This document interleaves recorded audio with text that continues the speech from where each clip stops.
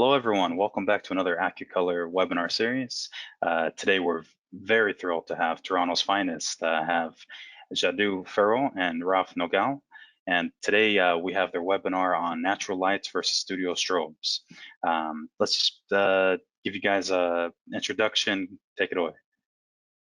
Sure. So hi guys, thank you so much for joining us today. I'm Raph Nogal, been a wedding and portrait photographer over the last 14 years, and yeah, super excited to share some insight with you guys today about using off-camera lighting and using natural light. It's going to be a good one. Yeah, and my name is Yadú Fereaud, and same thing. Started off with weddings, then went into fashion and portraits, and again, this is all about lighting. So let's do it.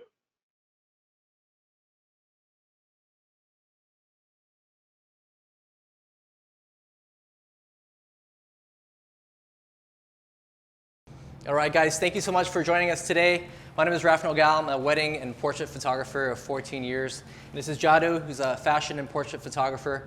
And today we wanted to take you kind of a behind-the-scenes look of different ways to approach a space like this one. We're at Mint Room Studios in Toronto, in Canada today. And there's a lot of challenges that come with walking into a location. Today we have a rainy day, we have clouds, and so we're kind of at the mercy of what we're given. And so today we want to show you a couple different ways of how to work with what you have given in terms of location, in terms of lighting, but also give you some ideas on how to improve those environments, how to improve your portraits within those environments by utilizing different types of strobes. So also as a disclaimer, we wanted to talk about the gear that we're using, but it doesn't necessarily mean that the gear that we have is the gear that you need to get the shots that you need or the results that you're going to get. So for example, in my case, I know that both Raph and I shoot Sony. The reason that I chose Sony was specifically because of the autofocusing system.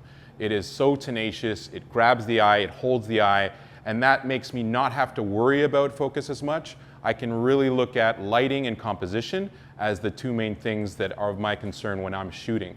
So that's number one. Number two, as Raph mentioned, we're here at Mint Room Studios, and in this specific room, it's kind of a small room. So lens selection becomes a choice that we have to make because the 135, for example, is my most favorite lens, but shooting that in this room, I would be my back against the wall and the model would have to be on the opposite end for me to even come close to getting a full body shot. So for practicality, the size of the room sometimes determines what lens selection that we use. So we are going to start with natural light. So I'm going to ask Marissa to come forth. All right, thank you very much. Thank you, Marissa, for being here.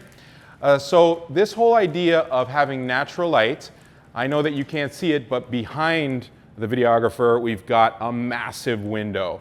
So for me, I always like to shoot with big soft boxes.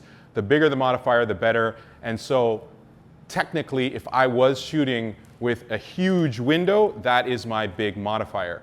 Some of the challenges, like Raph mentioned, is that today's a rainy day. So we got a lot of cloud cover. That means we're not getting the amount of light that we would normally get on a sunny day. So there's a couple of things that we have as challenges that we have to overcome. Number one, we can't move the window.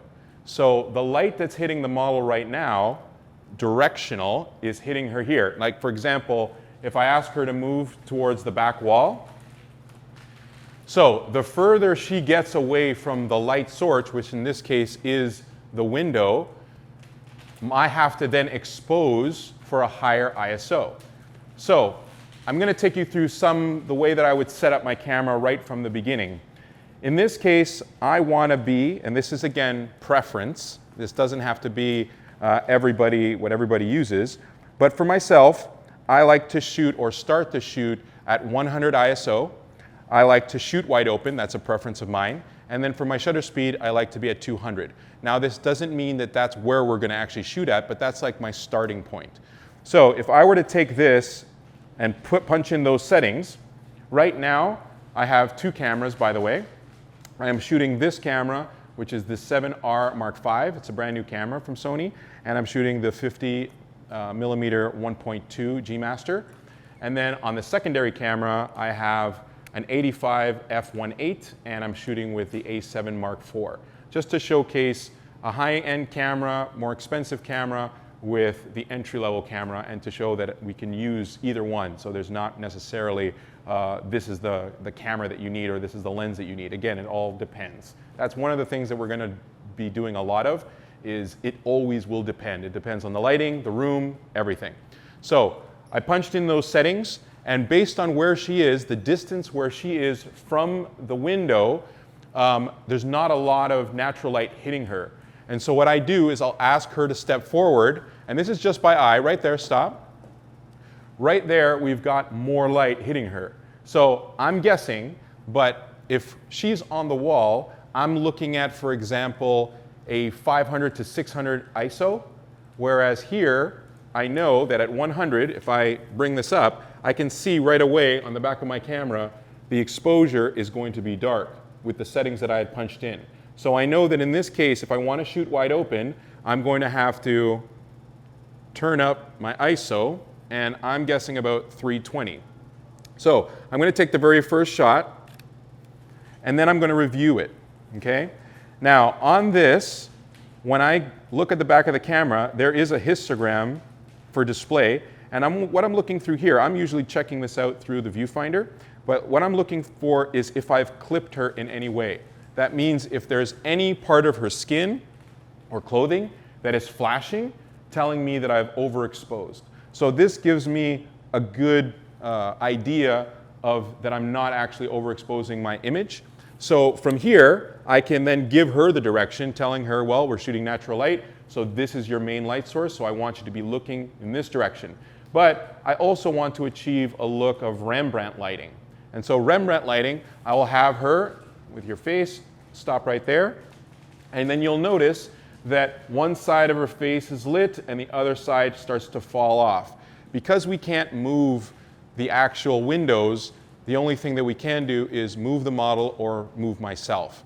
If I were to tell you to look at me directly, so swing around here so you can look at her face, you can see what the fall off is here. You have one side that's lit and one side that is completely in shadow.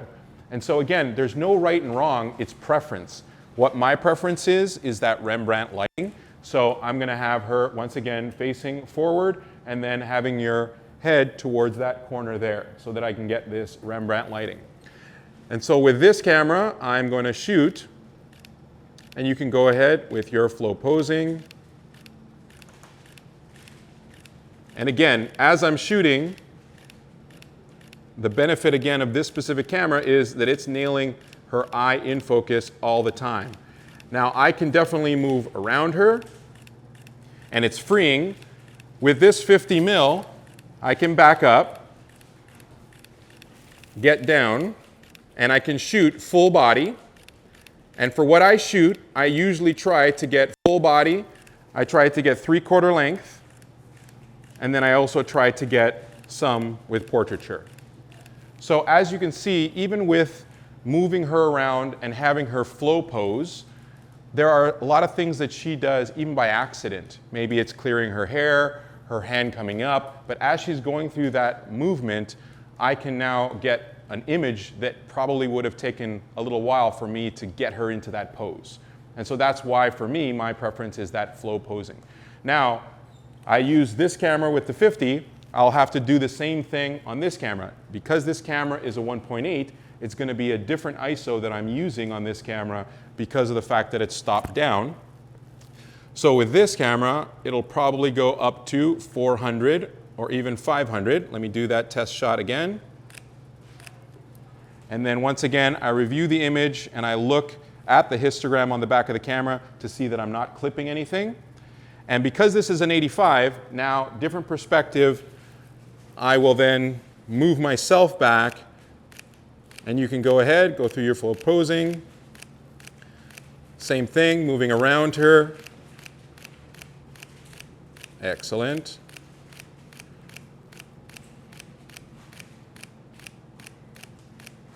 Okay, and looking at the window. Amazing. Beautiful. So Yadú, quick question for you. In a situation like this, if you wanted to change the background, and obviously you're not using a light to light a background or darken it, how would you go about working with your subject to lighten or darken that background, working with natural light? So again, I can, if I did have a reflector, I can use a reflector. I can use constant light. To me, constant light is like natural light. Right now we have the house lights off because I don't want that to influence the light that's coming in from outside. But for me, if I really needed to, like if the shot was here and I needed her to face me specifically, then I would have to figure out a way to fill in this shadow side. That could be with a reflector, it could be with constant light, and I've done that also in the past before. When you're shooting indoors, that could be a thing that you can do because constant light you can plug in, you can have battery power. The Pro Photo lights that we use, they have the modeling lamps that use that as well. And I've done a lot of balancing of constant light with natural light to make it look like it's the same natural light in order to light a subject like that. But I've also had the instance, and most recently with my second shooter, where we showed up to Mint Room and I forgot my triggers. So we had no choice but to use constant light and available light. It was good that it was during the daytime and we didn't have to worry about that. But again, the challenges with natural light are, when do you shoot? Well, right now in Toronto, it gets dark after 4. So unfortunately, if your photo shoots have to always be during the daytime, otherwise you're going to run into really dark scenarios. And today, because it was raining, the challenge of having to up that ISO, my preference is always to keep my ISO as low as possible. So I prefer to shoot 100. And if today would have been a sunny day, I would have definitely been shooting that way. Right. Yeah, it's definitely one of the challenges of using natural light, and you're kind of at the mercy of what you have. I found too, when I do natural light too, and I noticed when you had Marissa up against the wall, I'm sure your exposure had the background at a certain exposure. As she moved away from that wall, you're still exposing for her skin tone moving forward, and that background then falls to darker and darker scenarios. So you can play, there's a little bit of play where you can shoot your subject closer to the light source or further away, and that will kind of dictate how bright or dark that background will be. But again, it's quite limiting, isn't it? Like, yeah. Just be able to do a little bit, but just not enough to maybe what you want this final result to be. And like I said, there's nothing wrong with choosing different items. The only issue is, for example, if I were to place Marissa in front of the windows, and then I want to expose for the windows, well, I'll get her in silhouette. I've done photo shoots with ballerinas that way. That's the result we're looking for, so that's fine. We know that the subject will be in shadow. But anyway, so we've done a little bit of natural light. Now we'll switch over, and then you can show how to change the exact same space, but using strobes. Yeah, sounds great, for sure. So my strobe of choice is Pro Photo, and again, the concepts we're talking about here, you can apply across the board to any brand of light. So if you're using a different brand, you can still accomplish this by basically just looking at the concepts that we're discussing. So what I want to do is first look at the space. And again, when I go into any scenario, any location, again, as a wedding photographer, I often just come into a location and I have to just work with what I have, whether it's a sunny day or cloudy day, whether there's light available or not. My light is always available. I like to put it that way. And so I'm able to kind of create what is up in my head in terms of my imagination and how I want things to look like. So we're going to use the Pro Photo B10X. And what I put on here is something called a Magnum reflector. And what this does, this is really great for outdoor use, but we're going to use it indoors as well. And what's great about it is that it will actually amplify the output of your light. So these laser cut little mirrors inside here really amplify that light. Now, if you notice too, it's a very small modifier. This is called a hard modifier, a hard reflector. And again, this is very unforgiving in terms of what kind of light comes out and what those shadows are going to look like. They're going to be very distinct, very hard shadows. So any movement, and we'll demonstrate that on Marissa later, any movement to an inch this way or that way can drastically change the look of that photo. So with this light, using a modeling light is extremely helpful because you can preset exactly where the model is going to end up in her final pose. So that way you can have, whether you want that little loop around the nose, whether you want short lighting, which is typically what I love to work with. And it will really show us what that final result will be almost before we take the photograph. So why don't we do that? I'm going to have this as well. If you've noticed, there's a scale of zoomability, so to speak, on here. You can zoom that reflector up and down on that on the strobe here, and what that will do is that will focus the beam a little bit or have it widen a little bit. So we're going to have it as focused as we can.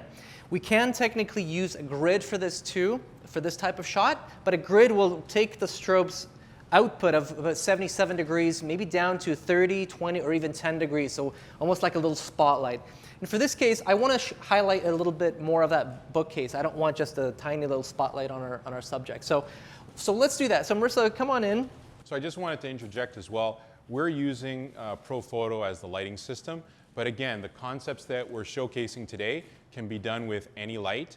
My personal preference for using ProPhoto is recycle time. You already kind of saw how I shoot.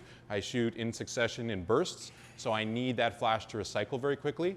Obviously, we're using battery life, and so I want that to last the entire shoot, so that's another one. And for me, the third one was color consistency. So I want the same output of flash every single time, and so that's the reason why, for me, I like ProPhoto. But again, you can use any brand of lighting that you want with the modifiers that you choose. Exactly. Perfect. So let's get started. I want to turn the modeling light off for now, because I like to know what I'm working with in terms of the ambient light. And again, it's really easy to be able to turn things on and off. I can control all of my settings from the camera. I don't need to get up on a ladder or anything to change my settings, which is really nice. So I want to almost start off like a blank canvas. If you think of a painter starting to paint a painting, they're likely going to start at a blank canvas. And so I like to kind of see where we're at. We obviously have some of that natural light coming in, as you can see. So it is going to influence and play a role into our image. Now I can shoot this very underexposed and almost have a blank canvas, like a black screen, and just use the light. But I do want to use some of this available light to give me a little bit of the shapes and everything else here on the bookshelf. So let's try first, let's talk about our settings. So right now, looking at the back of my camera, I'm at f4. I want to have a little bit of depth. I don't want to shoot this wide open at 1.4. I'm using the 35 1.4 G Master lens here on my Alpha 1, in case you're wondering what the equipment is. But let's go with f4. Let's go with 1/200th. I still want to have a little bit of sharpness in there, so I don't want to have my shutter speed too low. And then 200. Starting at 200, I'm not seeing very much here, so I'm going to bump this up. I'm going to maybe go to, let's go to 800. And when I take that first image, there's really nothing happening. There's really not much there. We have just a little bit, very underexposed type of image.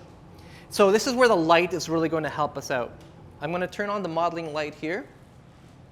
And with this light, I really want to capture a lot of that bookshelf. So I'm able to kind of turn it, move it, just to see where it's actually going to hit.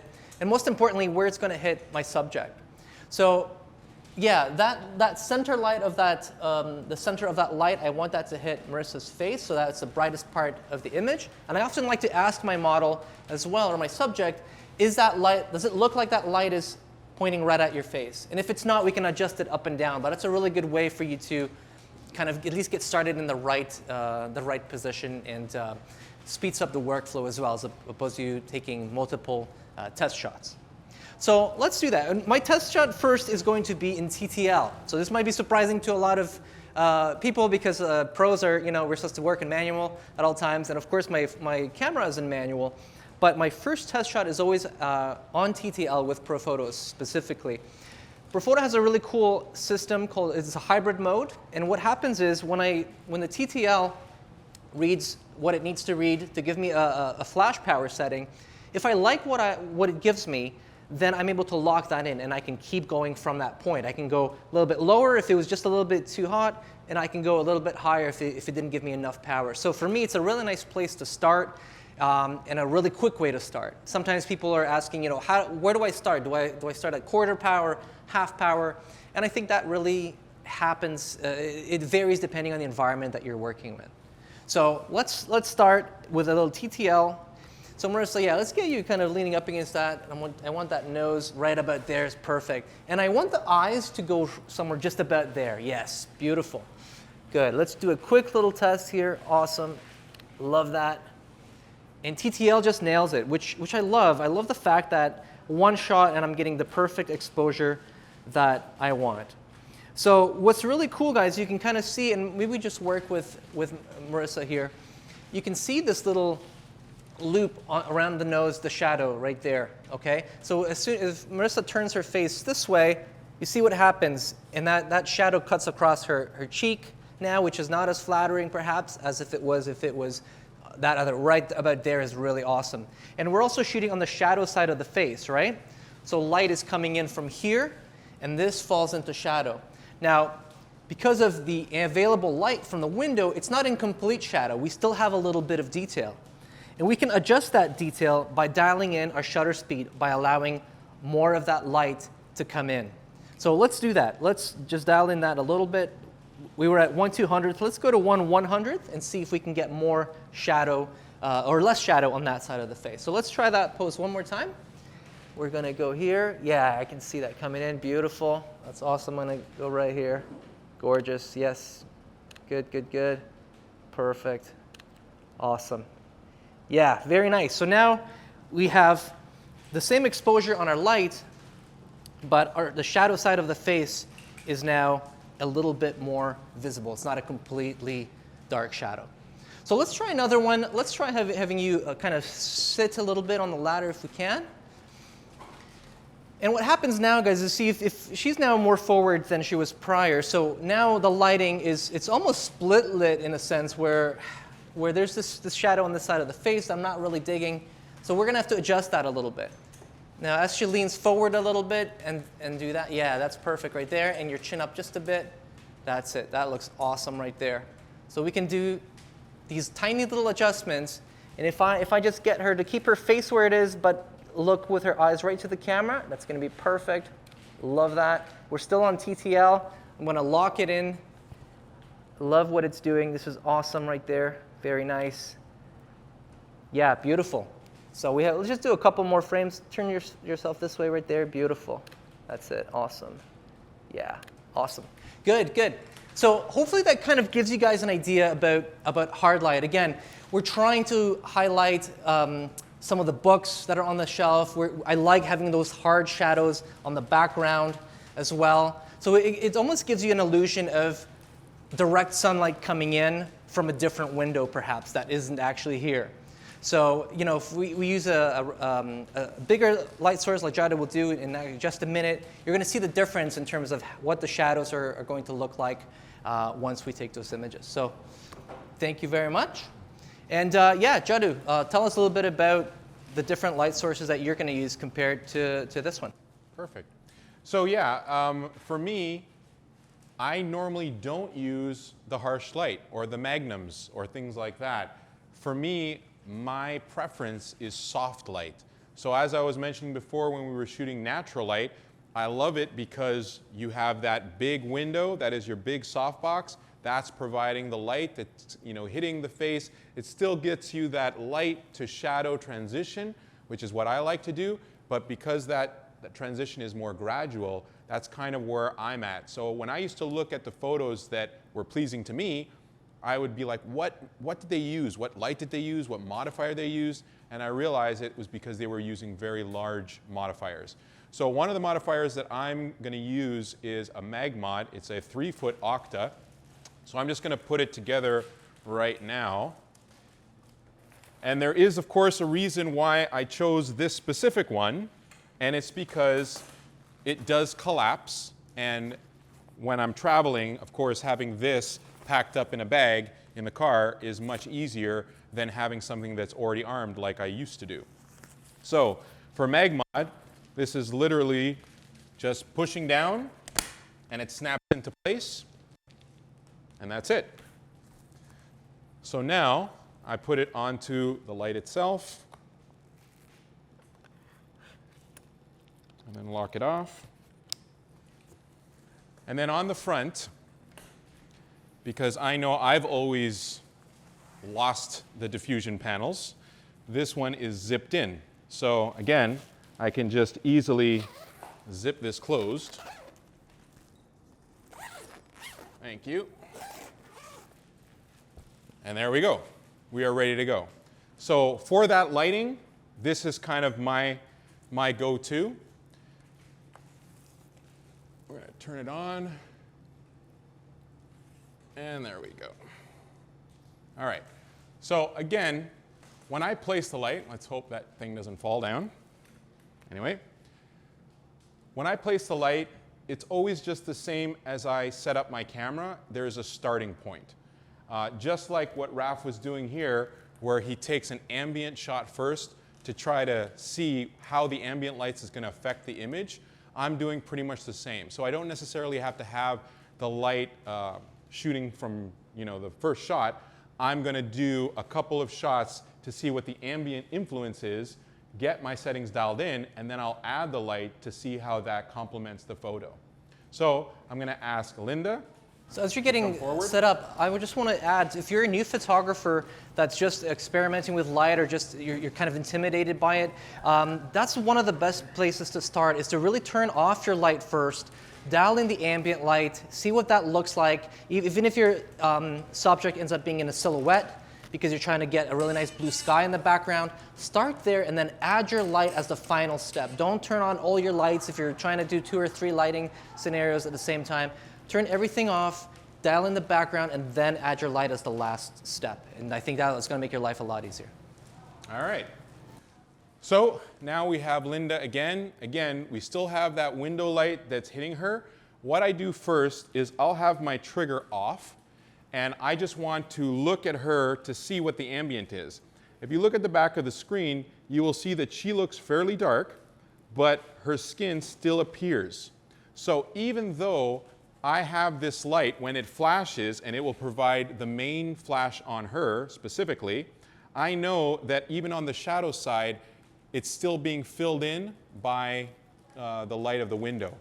The other thing that I'm doing by looking first without the flash is that I want to see how is my ambient going to be affected in the background. And I can see here that it looks fairly dark. Now I also know that once this lights up, it's not only going to light her up, but it's also going to influence the background. So my idea is, do I want that background to be lit up, or do I want it to stay to dark? So right now, we're going to go, again, I put in my settings as being 100 ISO. I'm shooting wide open right now with this 50, and we're at 200 shutter speed. So I'm going to take that first shot. Wonderful. And then I look and I see this is what my ambient should look like, and then I'm going to add the flash. So once again, I can see that her skin is completely lit up by the light, and now I'm going to add the flash. So this is just another little thing, but Raph uses the Air remote, because from the Air remote, he can actually change the settings of the flash directly from the camera, whereas I don't know why, I love to run to the flash and actually just dial it up and dial it down.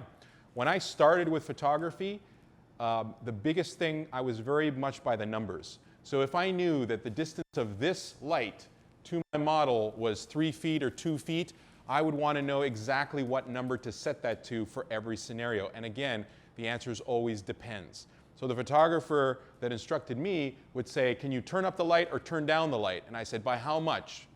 What's the fraction? And he'd say, no, just turn it up or turn it down. So it didn't matter what the number was. What matters is, again, how the results come out and what it looks like in camera. So now that we have that synced up, I'm going to take the first shot, and I can see the result looks fantastic. So very much the same way, if I zoom in to the face, and well, of course it zooms into the eye to show that it's tack sharp, but I can see that transition on her face from where you have that light and how it cascades to shadow on the right side. So for me, that's fantastic. And as I'm taking the photographs, again, this is kind of how I shoot. I'll also review quickly the images, and I'll say, okay, I can see that, for example, in these shots, I want to make the background a little bit brighter, or do I want to go a little bit darker, or do I want to move the light a little bit? So in some cases, this might look like side lighting, but because that ambient light of the window is hitting the right side of her face, for me, it's a good balance. So just like Raph was doing, the whole idea here is that we're constantly making small little adjustments. And of course, the thing of the ceiling is also getting in the way.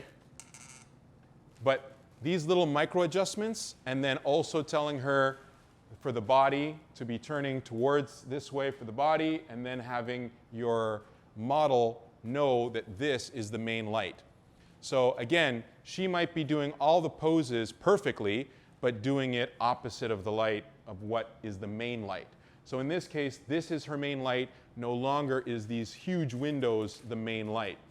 And so I need her to know that this is where she needs to be looking to get that. And again, the same thing applies. As I'm shooting, I'm getting the portrait. I'm getting 3/4 lengths. And then if I have enough space, I'll get full body. Can you touch on a little bit, Yadú, about how you're positioning that light and where the center of it is Absolutely. At this moment? So as of right now, if I was trying to illuminate her and the background, I'm also trying to feather the light.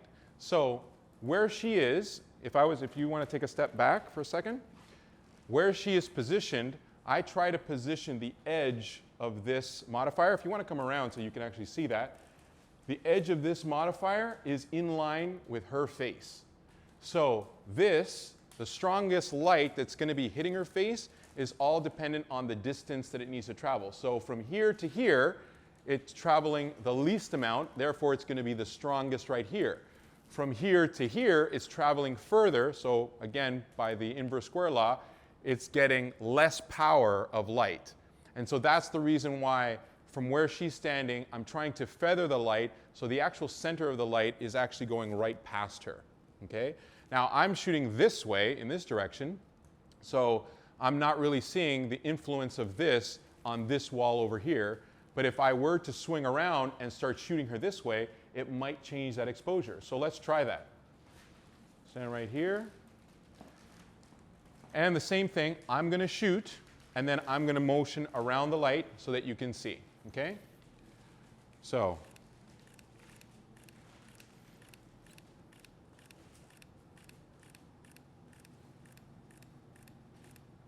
that looks stunning. Beautiful. And on this side,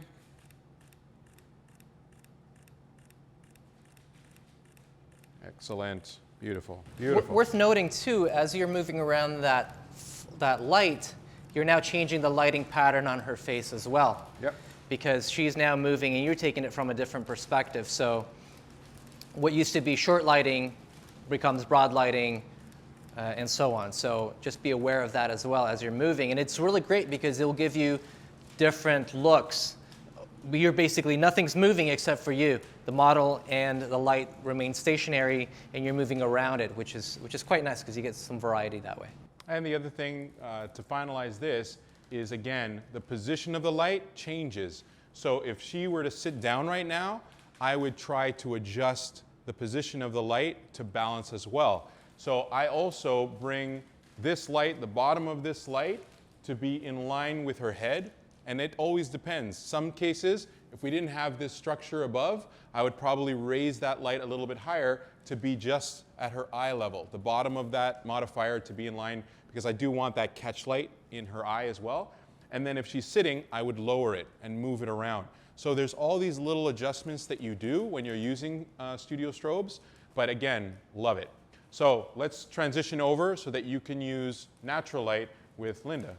Yeah, so in this scenario, we're going to use natural light. We're kind of bringing it back to where we started, but we're not going to be so literal with it, meaning we're not going to use the ambient light as our main light source in a sense. So I'm going to have Linda sit over here for me and see if we can get that little fluff on that pillow. I just want to make sure that's not in the photo later. And what I'm going to do now is I'm going to have her positioned this way, so that way I'm shooting into that fireplace, and as you can see, the light coming in is actually coming in this way. So as you've seen before, you're probably thinking, why wouldn't you turn your model towards the the softest light, the most available light, which would be in this case scenario. Well, let's say we want to use this background, but the lighting is not in our favor. So again, these are some of the challenges working with natural light, because you're really at the mercy of what you're given. So there's a couple of ways we can now use flash, as you saw us do before, but we can also still utilize natural light by reflecting it. And it's a very simple concept, and a lot of you guys probably have a reflector in your car that just kind of stays there. And I know it's hard to use a reflector when you don't have an assistant. And so myself as a wedding photographer, I'm always working with an assistant on the wedding day because it makes my job a lot easier, and I'm able to create different images for my clients that are a little bit more interesting by having somebody hold a reflector or hold a light. So I highly recommend you work with an assistant. So from this perspective, if you're looking at Linda, we're getting a lot of side light coming in. She's pretty much split lit on the face there, and her nose is only lit on the one side, and there's basically shadow side on the left side, on camera left. So we're going to start there. We're not going to do anything else other than dial in our settings. So I switched over to the 51.2. Typically, I'd probably work with an 85 for a sort of a mid-range portrait, sort of 3/4 or higher. Just because of the space, the 50 seems to be the right lens for this environment. And let's shoot it wide open. I think it'd be really cool to get something at 1.2, which is really, really cool to use this lens in that with those settings. So I'm going to dial in my ISO, and I think I'm going to try to keep it around 250 right here, and things are looking pretty good. Maybe a little too dark. I'm going to dial it back. Let's go to 500 actually. ISO 500, 1/200 at f1.2. So in our first image, I'm just going to take one just right here, just to show you guys exactly the lighting that we're getting. And again, this is not great light. You're going to, when you see the images, you're going to say, well, you don't really know what you're doing here. So what I'm trying to do is just kind of get a sense of where that light is actually hitting her. So I can see that it's hitting her leg, it's hitting the side of her arm. And what's really cool that I really like is that the light is hitting her hair. So she's got darker hair, but what's really cool is that we're getting almost like a free light over here. Like if someone set up another light for me just because they're being nice, but we're just getting really cool light on her hair. So it's more of a hair light. And we're gonna try to balance that with a reflector. So I have a Profoto reflector. You can use any reflector. This one happens to be white on one side and silver on the other. And I want to show you the differences between that as well. So if it was super sunny, if we had direct sun coming in, it was super strong, I would probably cater more towards the white side. That way we're not blinding our clients. We're not really reflecting a lot of light back, but just some. So let's try to do the light side, or the white side rather. And again, we see what Yadú actually did. He already knows what I like and how to hold a reflector properly, but oftentimes what people will do is they'll start to do it over here. And they'll try to bounce that light from that window here, and this becomes the main light. But think about it this way. Would you ever put a softbox here as your main light down here? Probably not. Mostly you would have a softbox above, somewhere to the side, at least above the face or above the chest. So putting it down here isn't really helping you unless you're doing some kind of clamshell lighting, which is a whole different topic. But let's try it. Let's try and see what the white side's going to do. So being this close, it's getting a little bit in there, but what's happening is because of how very little light was reflecting, Yadú is actually quite close to Linda, and he's in the frame. So I would have to literally do a headshot and have him move even closer for me to get at least something that I would consider a decent portrait.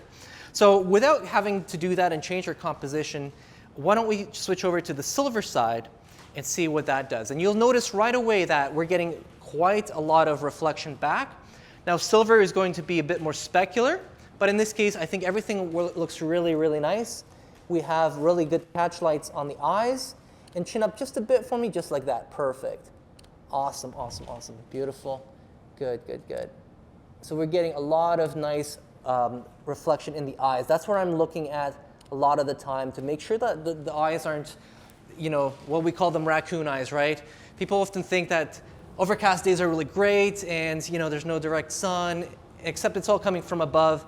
And when it hits you, everybody gets these amazing raccoon eyes, and we all look little bit raccoony. So in this case, we definitely want to make sure that we're getting a lot of nice reflections in the eyes. That's beautiful right there. Awesome. So yeah, that looks really great. I'm really happy. It's a nice balance too. So we're getting enough light here that I've allowed to come into the sensor on this side, and now we're balancing it out with a strong reflective side, which happens to be the silver in this case, instead of white, to maintain our composition that we really want. So keep that in mind next time you're out on a photo shoot, and make sure that you're not putting everything, you're not bouncing everything off the floor or below you, that you are above or somewhere in this range. Think of it as, where would I put a light source? Where would I put a softbox? And likely it's not going to be down here. So thank you very much, Yadú. Yeah. So again, just to get into the conclusion, for me, there is no one is better than another.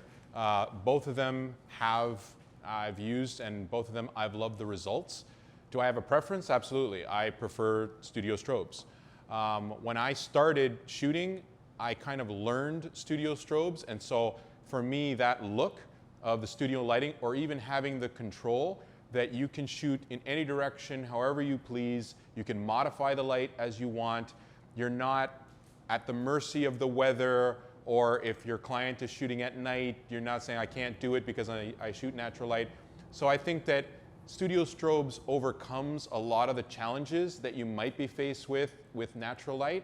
So that's kind of my preference. Yeah, 100%. And I think for me, I think being a well-rounded photographer is always a good thing. What's easier? I would say, yeah, natural light's way easier. It's there, and you just basically sacrifice that side of the room, and you're going to shoot on this side of the room because that's where the light is. I think a lot of us get to that point where we get a little bit lazy, and we don't like a challenge. So whatever is easiest is what we're going to do. But certainly light strobes are extremely helpful in creating some of those interesting images. I think it's really cool that you can have a space look one way to the eye and to the person next to you, and you can photograph it that way. But then you can put on the strobes, you can modify them, you can really light shape and create something completely different than the person next to you is not seeing, or they haven't even imagined it, and you've kind of in your head imagined something really cool with a cool stream of light, and you can really make that happen with light, with strobes versus natural. But I think they all have their place. Something like golden hour photographing at that time is beautiful. Of course, if you add light to that, it's even more beautiful, I think, in my opinion. But yeah, I think there's definitely a place for each. And yeah, if I had a preference, of course, it's strobes for me too. But again, all depends on the situation and the result that you're actually wanting to go with.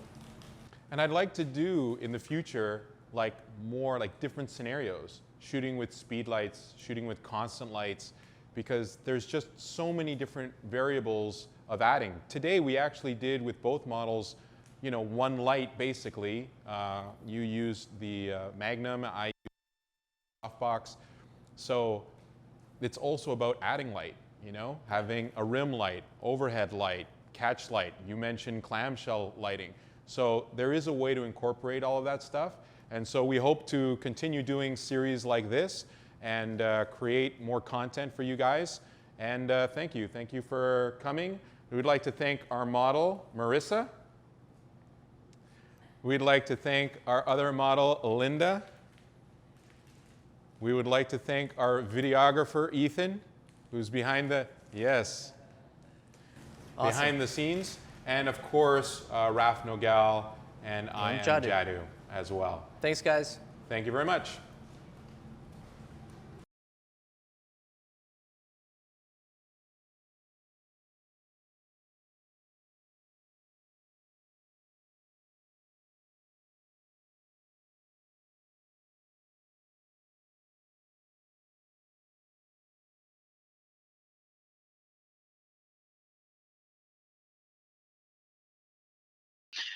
We're going to take questions now.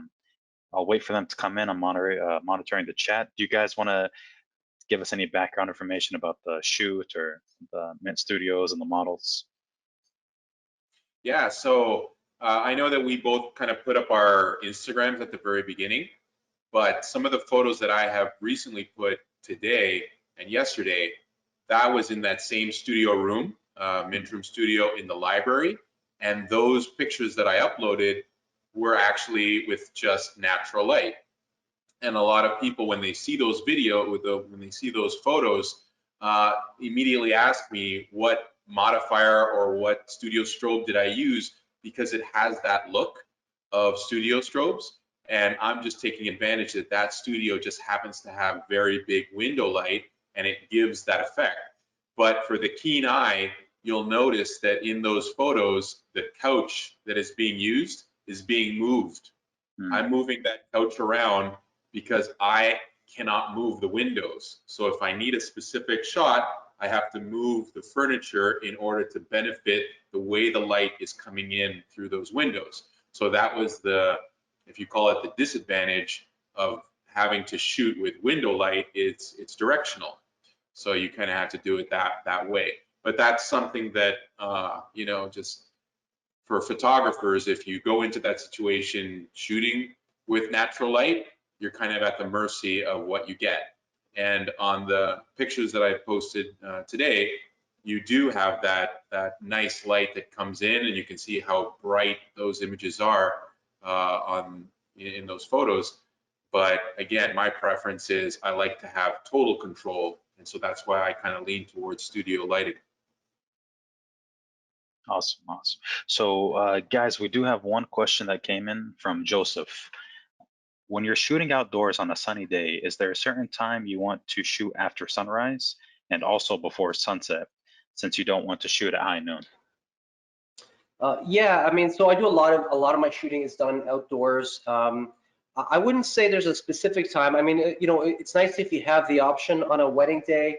I try to control the schedule, but sometimes noon is the only time we have. So again, it's all about kind of understanding light, seeing light, and picking the right equipment to be able to tackle those situations. Obviously, ideally, yeah, an hour before sunset, around sunset, and just after sunset are really great times. They'll give you different types of looks.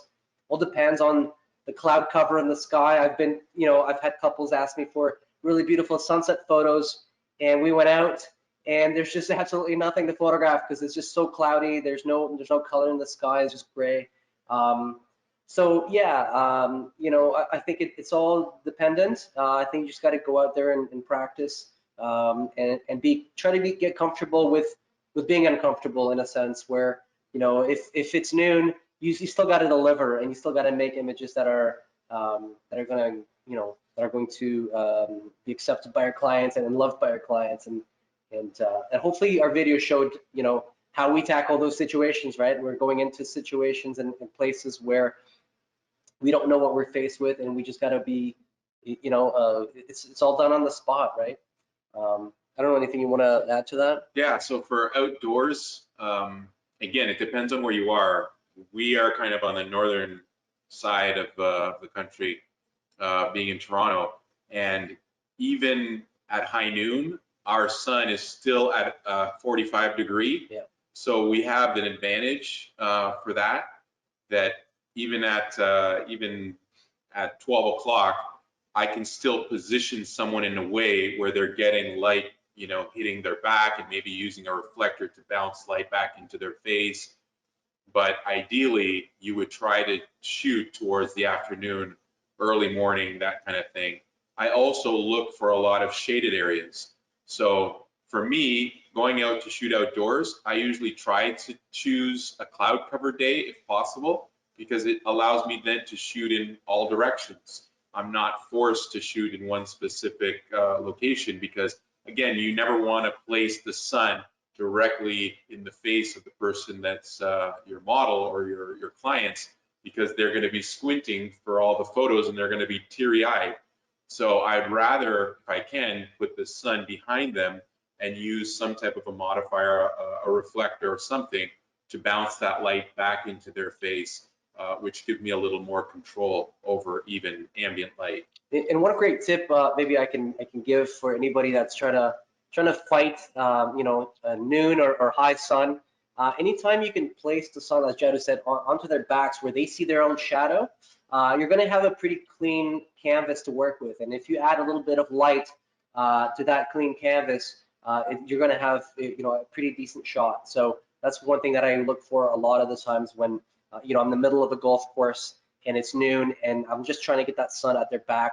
So I have no weird shadows across the face. I kind of have everything in shadow and I just add the light where I want it. And that seems to work quite well. Okay, a few more questions coming in. Here's one from Jordan. What power is the ProPhoto Strobe? 400 watts, 200 watts? So there's two different kinds. The one, I guess the staple is the B10X. It's 250 watt seconds. And there is a B10X Plus, which is just a little bit longer. So all the dimensions are the same other than the length. And that is a B10X Plus, and that is 500 watt seconds. So really you're looking at one stop of light difference between the two. There's other units like the A2, which is a fairly new unit. It's a smaller diameter flash. It accepts different modifiers. That is at 100 watt seconds. So yeah, those are sort of the three main ones that we use. But I can tell you that, for example, I use the B10 quite a lot. If it's in studio and my preference is to shoot with a wide open aperture, then the power is really low. So I'm not usually shooting the ProPhoto light at full power. I would have to do that if I closed down my aperture and I was shooting at an f8 or f10, f11. Then I would need to make that flash as powerful, and then I'm trying to utilize the full power of the flash. But because I like to shoot wide open, usually the power setting on the flash is usually like 2 or even less, depending. And because I'm using a modifier, that also lessens the power of the light as it passes through the modifier that I'm using. So very, very little minimal light. I don't like to, again, blast as much light in the model's face. Again, it all depends. It depends on the look you want. I like the softer light. I like to balance the ambient light of the room with the light of the flash. And if I do a good enough job, maybe the person cannot tell if it's ambient light that's doing the full illumination or if I am using some kind of studio strobes. There are some photos that, for example, if you zoom into the eye and you can see the catch light, well, if I'm in a studio, maybe what you see is the windows. And so they're like, okay, he must have not used light or studio strobes. And what I did is maybe I put the studio strobe above to get hair light, and I'm using that window light as the main light. So in my description, I might put that I used studio strobes, but it was where did I put it? The position of that light that might not be visible. Okay, and then a question from Hardish. When Yadú was shooting on Linda and moving back and forth, would you adjust the power of the strobe as your distance to the model has changed? So I don't change the power. In fact, this is one of the differences between Raph and I. Well, he starts that first shot in TTL, but then when he gets that shot, he will then switch to manual, right? I actually start on manual and I will leave the power of the flash the same. The distance from the light to the model is what matters, not the distance from the photographer to the model. So let's say, just to use an example of 2 or 3 feet, if the light to the model remains 2 and 3 feet, I can move anywhere I want in the room because that light power is going to be the same hitting the model no matter how far I am from the model. Now, if the model moves closer and farther from the light, then I would have to adjust the power of the flash, because obviously if she gets too close to the light, it's going to overpower, it's going to be too powerful on her face, and I'll have to either do an adjustment to my exposure or I'd have to turn down the power of the flash. But as long as the flash and the model remain at the same distance, then as a photographer, I can move around. This was one of the things that I really didn't like about TTL, was because it's metering, and as it's metering, if I'm moving back or if I showcase something that's different and it meters differently, then the power keeps changing. So I was getting inconsistency in my, I was like, why is it so bright in one shot and dimmer in another shot? Well, because the metering information that the camera is pulling in was giving the flash different output power. So that's the reason why the flash would change. So that's why I leave it at manual. Okay, here's a question from Joseph. What are some tips to help a subject without posing? Or sorry, what are some tips to help a subject out with posing and to get them comfortable? Well, a couple of things. I mean, Yadú and I work a little differently. He'll probably talk a little bit about flow posing, which is a great way to do it. But I think a lot of it is, you know, your interaction with your clients. As a wedding photographer, I'd say none of my clients have been professional models that happen to be getting married. They're just regular people. They're doctors or lawyers or teachers. They hate being in front of the camera, quite frankly. It's not one of their favorite things in the world. So one of the best things you can do is just build a rapport. If you're a wedding photographer, I highly recommend you do an engagement session. There's basically no pressure for you. There's no pressure for them. It's a lifestyle type of photo shoot. They're just doing an activity or something that they like together, and you're being part of that. You're kind of coaching them. A lot of positive reinforcement is really great too. So just telling them that they're doing really great, fluffing them up a little bit, and just giving that encouragement, that constant feedback is always good. If you're just taking pictures and you're silent, they have no clue what's happening. They don't know what you're getting. They don't know if you're excited. They don't know if they're doing well. So always be vocal about it, crack a few jokes, just keep it light. And I think people are going to have a really good time. Even transferring that to I do a lot of corporate headshots in a very different than wedding photography, but corporate headshots, they're out in 5 to 10 minutes, and you don't want them looking miserable either. So it's just about asking questions, getting them to talk, opening them up, keeping it light is really what I would do. It's just that building that rapport. For myself, I do deal more with models, and most of the time they know what to do in front of a camera, but they still, if they're introduced to me, I will ask them for some inspirational photos, like what are they looking for? And then I use that as a guide. So if they have sent me some photos and I have them on my cell phone, and maybe there are 10 images of poses that they want to achieve or they want to get, then I will use that as my script. From there, we can go above and beyond. But even if you are just meeting somebody and you have ideas of poses that you can see, just have them on your cell phone or on a tablet or things like that. And then you can actually just say, hey, can you do this? Can you mirror this? Yeah, let's try that. And then that's an easy way to get them kind of looking at the mirror and then putting themselves into that position. It's a very easy way instead of you trying to explain it. With the experience, then I actually just become the model, and it looks really funny, but I'll actually say, okay, I'm gonna sit down, I want you to do this, I want you to do this, and then they can kind of look at me and then mirror me. So as of right now, if I was shooting and this was where the model was, I would be giving directions, but as I'm giving directions, I'm also positioning my own body in a way where they're using me as a mirror. So if I'm saying, put up this hand, well, they know that it's the hand that's going to mirror this and then do this. When I give directions on where I want the hair to go, instead of saying left and right, because your left is my right and it gets too confusing, I'll just say hair to this side or hair to this side.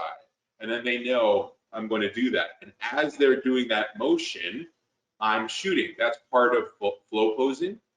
Whereas most photographers will wait for the model to get into position, I usually will shoot as they're doing the transition themselves. If they're moving their hand like this, I'm shooting, shooting, shooting, and it might be this image that I really like later on, instead of the one, of course, that might have their hand in front of their face.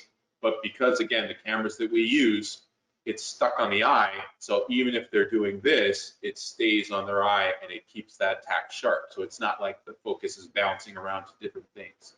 So all of that kind of encompasses where I work and how I direct.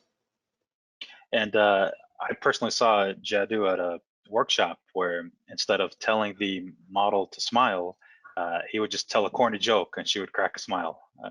I love corny jokes. Well, yeah. It was very effective. Here's a question especially from if you want an actual reaction. Yeah. Because the smile, you tell someone to smile and they grin at you and they're just flexing all of these muscles and it looks fake. if you say something funny or kind of dumb and you get a reaction, that reaction is real. And I used to tell models all the time where if they're just putting a smile on their face just because, I said later on when you look through the images, you will be able to identify that was a real smile and that was a fake smile, because you know yourself, you know your own expressions. And especially with wedding photography, that's another great thing. We're almost in some cases like a fly on the wall, and you're there capturing moments. And when they look at the photos, they're going to say, oh my God, do you remember when you cracked up? That was a genuine laugh, or that was a genuine smile. And it's because you're there to capture those little moments. Okay, let's take a few more questions. We're almost out of time tonight, but here's one from Jason. I am a new photographer and I recently purchased a Godox 600. It came with 2 different diffusers, one to be placed inside the octabox and the other to be at the outer end. Do I need to use both? So you got 2 modifiers and one goes inside. So the one that goes inside, I'm guessing that's like the Westcott, where you have to unzip, put it inside the modifier, and then it shoots into the back of the modifier and projects the light out. That's what I'm guessing by the description. And then the other one is like a typical modifier where the light goes to the back of the modifier and then fills up the modifier. So between those 2 modifiers, what was the question for both? The question is, do I need to use both? Use both at the same time? I'm not sure if we're interpreting the modifier correctly, because maybe he's talking about a diffusion, an inner diffusion and an outer baffle. Okay. Or, I don't know. So It's a softbox with two diffusion panels. Let's go with one scenario. So this is one light that you attach to the back. It might have an inner diffusion and you might have an outer diffusion panel. I like to use both diffusion panels, and that's because if this was the softbox, the light is hitting that first diffusion panel, and yes, it diffuses it, but it's also throwing the light back into the back part of the modifier and then sending that out. So once it hits that outer diffusion, it's more evenly spread. The light is coming out. If I were to remove that outer diffusion or the inner diffusion, you would get a hot spot, because there would be a really concentrated area in the center of the modifier, the big modifier, and you would get that hot spot that happens. So that diffusion panel in the inside really does help to send that light back into the back of the modifier and then bring out all that light so that you get even lighting throughout the modifier itself. So that's one aspect. If he was talking about, for example, the Westcott style of modifiers where the light is actually inside the modifier, it's acting like shooting to the back of the modifier to then go forward. So there are some modifiers that are very, very large, that's the way it works, like a parabolic. You're shooting to the back, the light is firing to the back of the modifier, and then it bounces forward. Or umbrellas. Or umbrellas that are like that too. Yeah. So I don't know if that answered the question, but if it came with both, probably use both. But you can also, one thing too, you can experiment, see what the shadow looks like with one, and what it looks like with the other. And photography is like this. You don't have to do either or both. You can whatever your desired result is kind of what you should use. So think of it that way too. Experiment and see what the result is that you're looking for. Jason says, thanks, you explained the hotspot light. And then, gentlemen, the last 2 questions. One from Jordan. Do you shoot tethered in the studio, wire or wireless? So I shoot tether on and off. I have been using a wired tether. It's just faster, very little opportunities for any mishaps or connection issues or anything like that. So I haven't really played enough with it to, and again, I'm using the Alpha 1. I don't know what the Wi-Fi tethering is like on it. I've never played with it. I have my trusty tether tools tether cable. It goes right to my laptop. There's no issues, and it doesn't really get in the way. So for product photography, which I've been doing a lot of, and as well as headshots, I will shoot tether in the studio with a cable. So I have done both, and I like wired better for the same reasons that he mentioned. I have done Wi-Fi. If you're shooting in a studio where your cell phone is the only one in the studio, then Wi-Fi works great. But as soon as the camera is competing with other Wi-Fi devices in that studio, and depending on if the client is there and they're on their computers and they're using Wi-Fi, then it becomes a challenge, because you take an image and you want to see that image appear instantly on the laptop.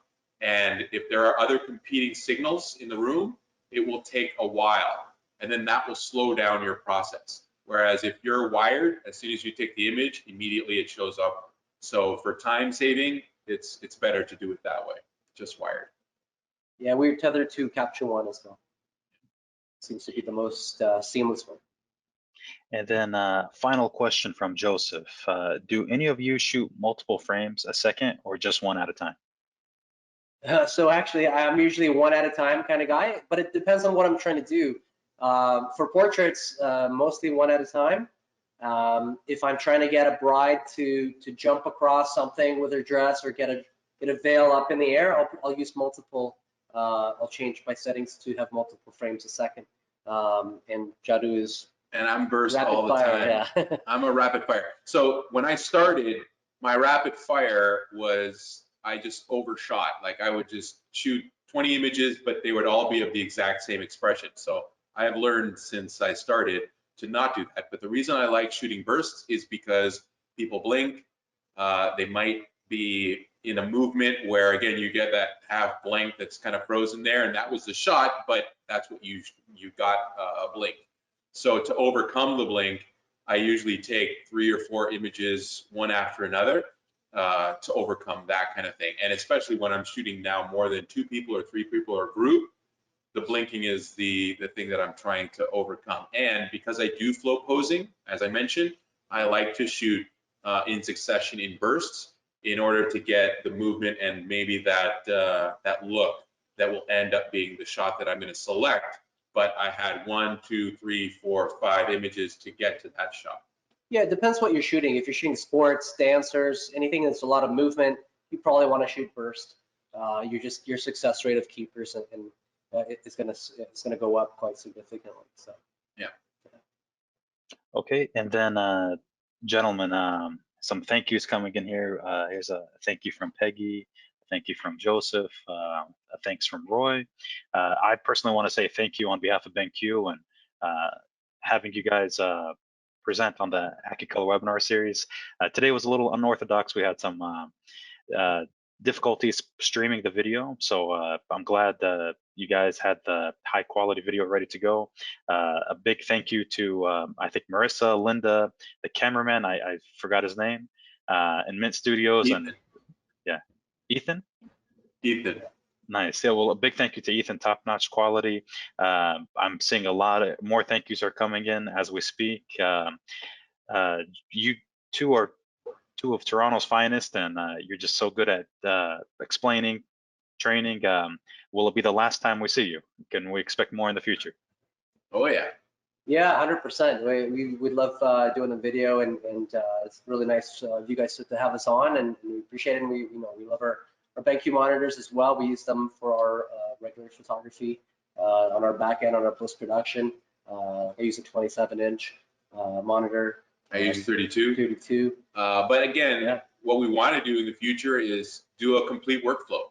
So do in studio shoot, and then go over to the laptops, the computers, and show how we do the editing process. So we can kind of showcase the entire range. That's something that we can plan for the future. But yeah, it's part of that, because again, for me, I love the shooting, but I also love the editing. Yeah, let us know if you guys enjoyed the video as well. Look us up on Instagram. I'm at Raph Nogal. I'm at Fereaud Photography.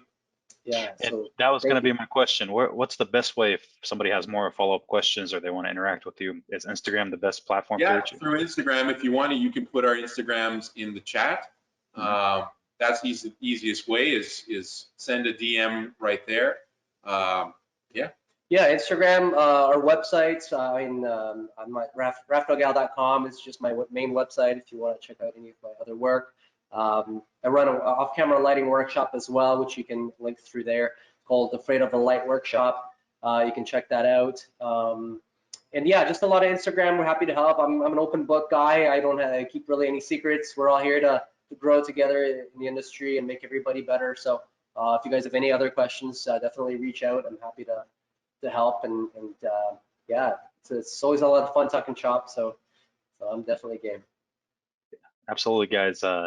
Thank you again to everyone who joined. We're going to send out an email this week with the webinar recording, also clipped with the YouTube video as well, and we'll share your Instagram handles in that same email. So thank you, everyone, and have a great night. Awesome. Thanks, guys. Thank you very much. Thank you. Thanks. Bye, everyone.